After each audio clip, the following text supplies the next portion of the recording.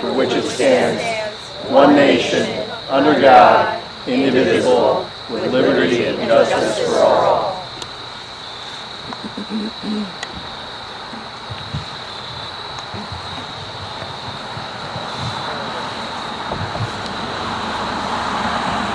Okay, everyone can sit down now. You have a seat. Good evening, everyone. I'd like to thank you all for coming out this evening to pay tribute to the people who lost their lives 24 years ago on 9/11 at Ground Zero. I'd like to thank the Grange for giving the Pledge of Allegiance. It's great to have organizations in town that participate. I would also like to thank the town board and especially Jim Myers. The support they give us is overwhelming. Whenever we ask for anything, they're there.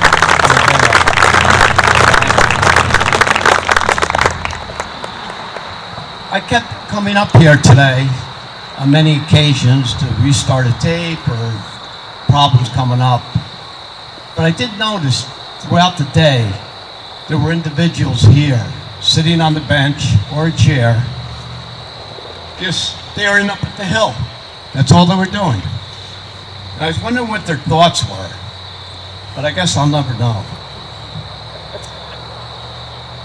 I would also like to thank the Stanford Fire Company and the many people who helped us this year put the flags up.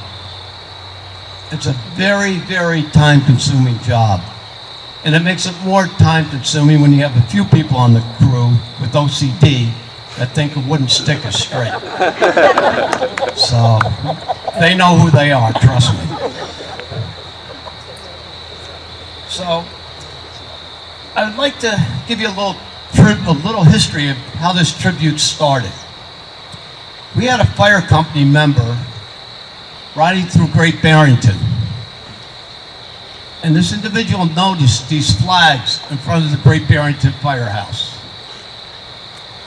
And he came back at the next meeting and told everybody about it. And he said, I got a harebrained idea. Let's try and put 3,000 flags on the hill. And I think he was overwhelmed by the response he got. Because I think he really thought people were going to look at him like he was nuts. But all of us went over and said, it's a great idea. We should do that. So it's a tribute to our fallen brothers, but also to all the people that were there. A committee of 15 people was formed. And what they did, the idea the member had was just to put 3,000 flags helter-skelter. But they thought about it and they said, no, we're going to put them in some kind of order. And that's what you see today. So I'd like to thank the Stanford Fire Company. If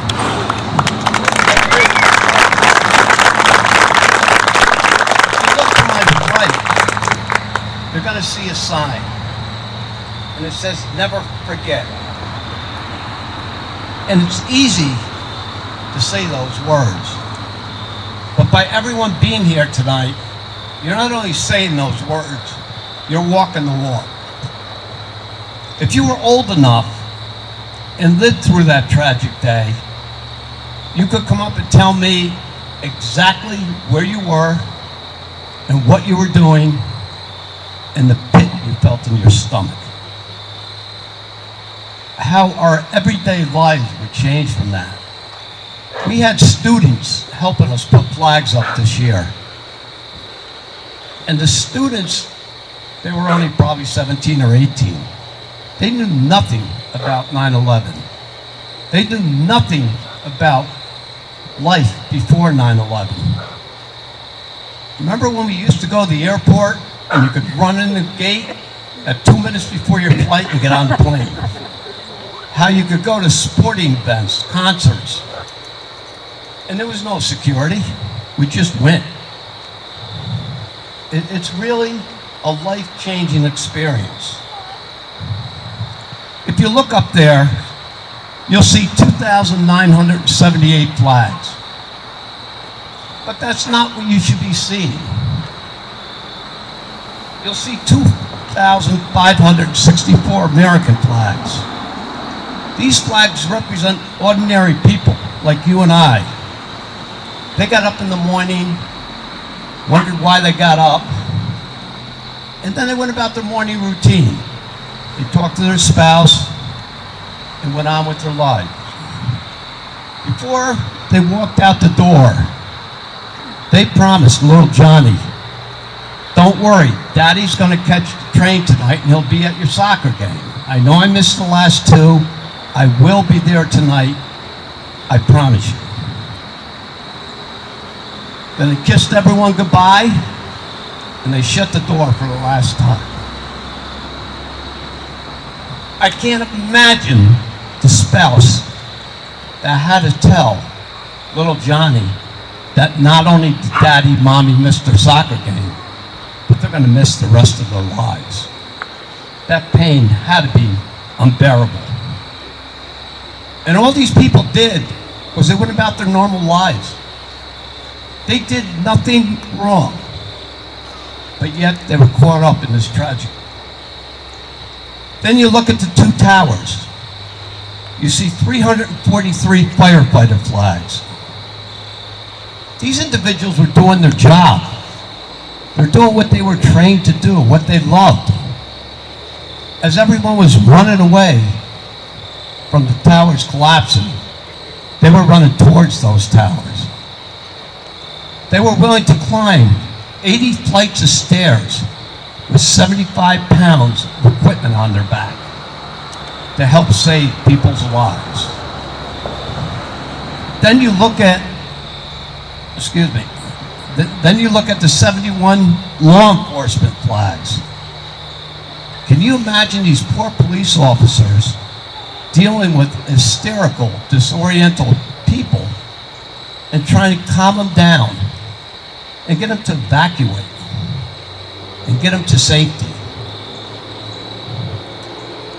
And then there were 10 babies. There were 10 pregnant women in that tower. Those babies will never see light because those towers came down on them.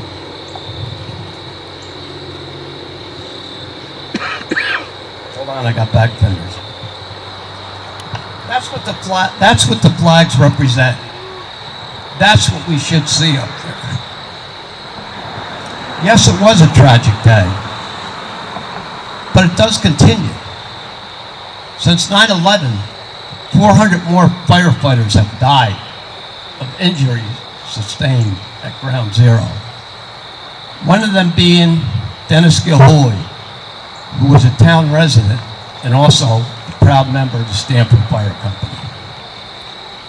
350 more law enforcement were lost. And countless individuals, they don't really have a good count on that. So I can't even give you that number. We all sometimes need a reminder. Hopefully this tribute is a reminder. I'm going to tell you a quick story where even I need a reminder. As you know, we put those spotlights on every night at 8 o'clock. And usually they stay on till 10. Last year I was up there with a few other firefighters. And I said, it's 9:30, let's shut them down. And one of them looked at me and said, don't you think those people on the hill would have liked another half hour? I said, yeah, you're right, they would have. So hopefully this monument, this tribute, will remind us to never forget. Thank you.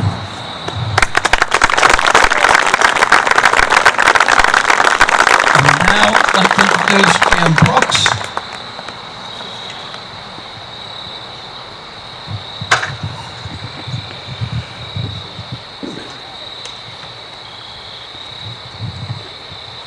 Well, as Ed said there, 9/11 was one of those turning point days in our lives. when you know what you were doing exactly at 9:45 on that beautiful Tuesday morning. Our time is often divided into before 9/11 or after 9/11. In 2001, I was the interim pastor at Blooming Grove United Church of Christ in Washingtonville, New York.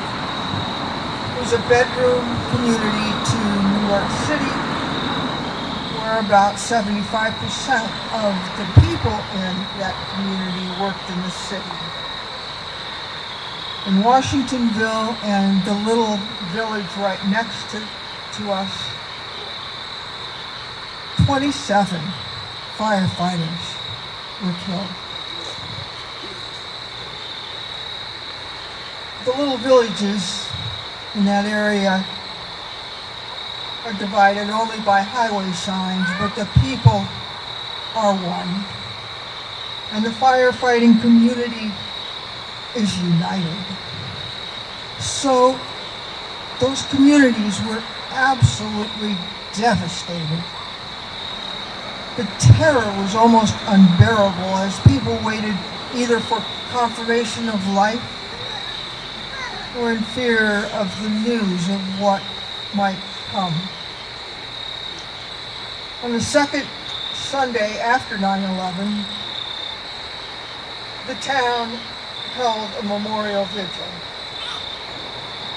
On that night, the papers reported that there were between 5,000 and 7,000 people in attendance. They had the big ladder trucks from the city. Their ladders extended 4 or 5 stories high, and hanging off the tops of them, American flags hanging down. Shortly before the time to begin for this memorial service, the color guards representing the different fire companies began marching in formation over to the football field, which was behind the speakers, football field of the high school. All around the people standing in groups, and as more people came, the more huddled up the people became. All we heard at that point was the sound of marching feet as company after company moved through the arch from the waiting area and then onto the football field. A bagpiper played "Oh Danny Boy," and we began.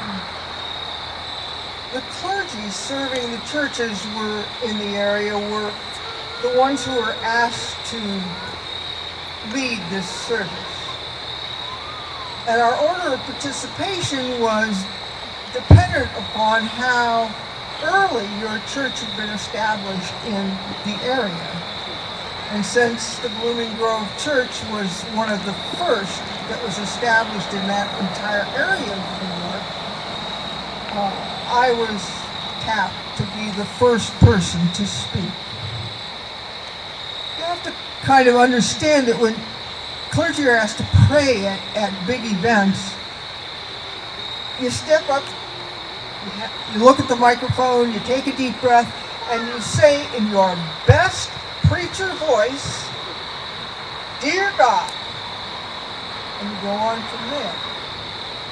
But you can pretty much figure that the first 3 sentences you say, nobody's going to hear because they haven't stopped talking. And the next 3 sentences, the only people who are going to hear are the ones that aren't trying to shush their neighbors and get them to be quiet. And by the time you get to the 3rd set of sentences, everyone has decided that there's really not much point in this, and they're talking, asking what the next thing is going to be. That evening, as I stepped up to the mic and took my deep breath and began, about 3 words into the prayer. And I realized that this entire crowd was silent. There was not a sound of a person rustling or moving around or speaking. It was silent. They were listening. And I looked out at the people who were really close in front of me, as close as these folks are to me now. And I could see in their faces, in their eyes, the pain and the questioning and the looking at me, begging for some sort of solace. And in that nanosecond that seemed to last a lifetime, I realized how important this service was. The magnitude of responsibility we have sometimes to make sense out of what there is no sense in. As I ended, the crowd was still silent except for the muffled sobs. We were given candles in this service to light, and as the light moved from one area of people to the next, there were a group of people who started singing very quietly. And as the light moved through the crowd, the singing continued through the crowd.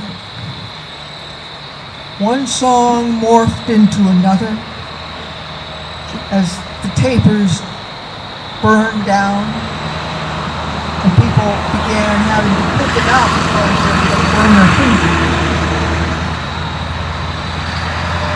But in the midst of that terrible tragedy for these people, the Spirit of God surrounded us. No one wanted to leave. The pastor who was in charge of the benediction said the benediction, and no one moved. The singing continued, the sobbing continued, the hugging continued. It enveloped us in the healing power of love, and we were united as a community. Our power to overcome tragedy together grew stronger. The next morning, I returned to my work in the Salvation Army as the social ministry director in Poughkeepsie, and I joined a different kind of community. Volunteers from all around the area arrived at the Salvation Army for what we lovingly called the Sandwich Brigade, making hundreds of thousands of sandwiches over the next few weeks, assembling lunches that were ferried down to the workers at Ground Zero. Within another week, people around the country who wanted or really needed to feel as though they were a part of this recovery effort collected items that the rescue people might need. And Poughkeepsie was one of the designated sites to receive those articles. Most of them went to empty buildings at the psychiatric center, the old psychiatric center. But after unloading truck after truck after truck, they ran out of room. So we got a call at the Salvation Army saying, we have 2 more semis coming tomorrow, but we have no place to put it. Would you take it? So we did. And I was assigned to be the coordinator who cataloged what supplies came and organizing all the stuff. Bags and bags of dog food stacked in one corner. The dog booties that the dogs needed because as they walked through the rubble and the glass, their paws were cut up. There were masks and supplies and boxes of other types of things. There were snacks. There were leather gloves, leather work gloves, because people were going through those heavy gloves at an alarming speed.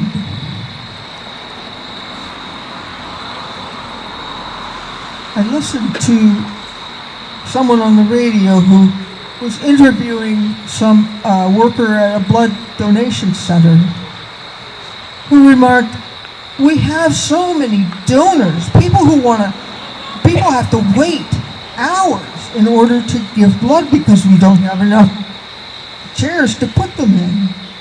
But nobody's leaving except when they go out to get food. Our snacks ran out a long time ago." But you know, nobody is complaining. Having given blood myself a couple weeks before this, I remembered all the irritated people who were complaining and complaining loudly because they had to wait even a half hour to donate.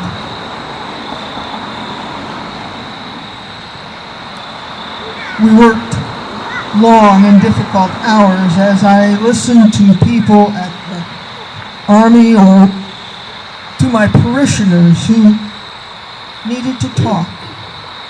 They needed support. They needed to know that the world was going to go on and that their lives would be okay. But as we worked together, we kept checking in to make sure the other people around us were okay. And taking time to sit with some of the workers who just needed someone to hear their story and to share for at least a moment the depth of pain that we were all feeling. I think about tragedies. They can bring out the best or the worst in people. And while there were people who did more than they can ever be asked to do for longer than they should have, there were also people where fear overcame them and prejudice overwhelmed them. But each year, as I quietly mark this day, mostly in the same way, praying for those who have endured increased prejudice against them because of their ancestry, and praying for the families and the friends of the victims, for whom 9/11 is a brutal reminder of their personal loss. And I remember also the hours of sandwich making, the care and compassion that we shared, and that compelling need to counter the terror of 9/11 with acts that focused on healing. The feelings of community and unity that enabled all of us to live through the pain that initially felt absolutely unbearable.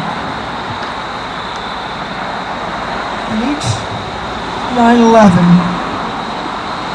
I give thanks that in our current times, we still have people like the heroes on the hill, but also like the anonymous sandwich makers,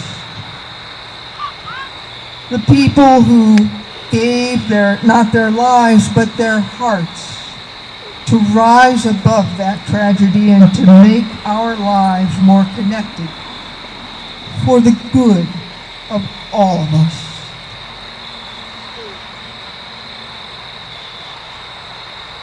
And I hope that for you this day of remembering may be a day in which we remember also the unity and the spontaneous feeling of giving that came during that tragedy. Thank you.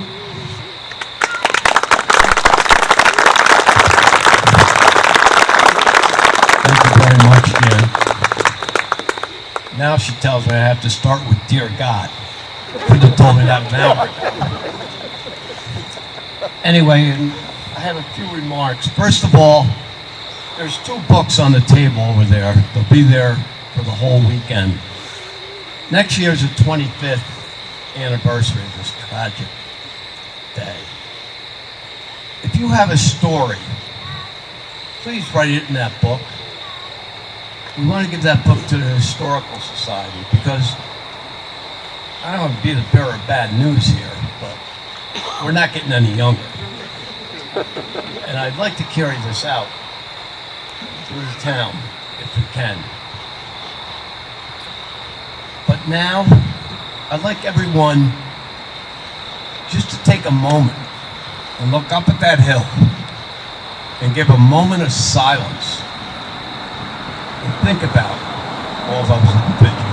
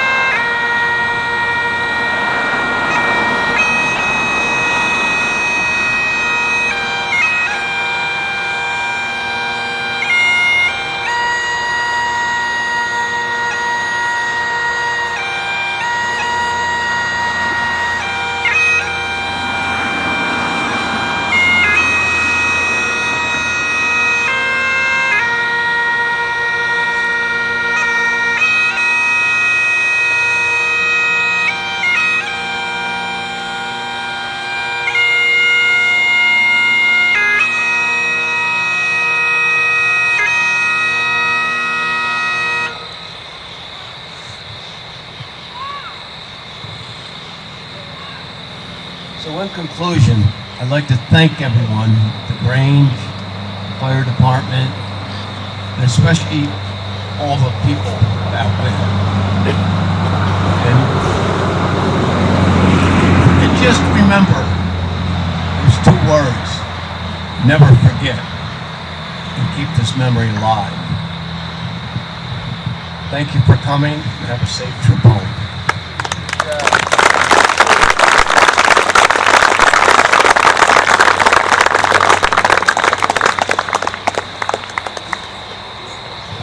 Detail dismissed.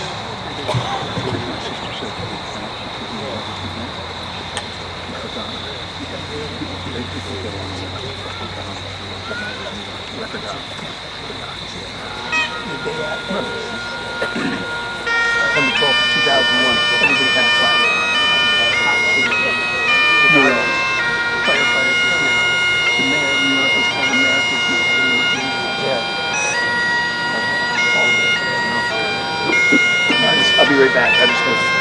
Okay. Yeah. Okay. How are you? Tanya Polder. Nice Tanya to meet Polder. you. She's running for legislature. You got to vote for her. Well, only if you want to. I'm not forcing anybody. I'm getting some. Sorry. I'm sorry.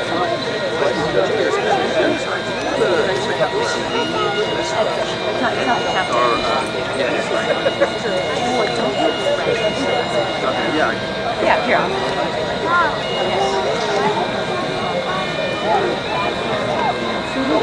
This year they didn't have anyone else. Wow.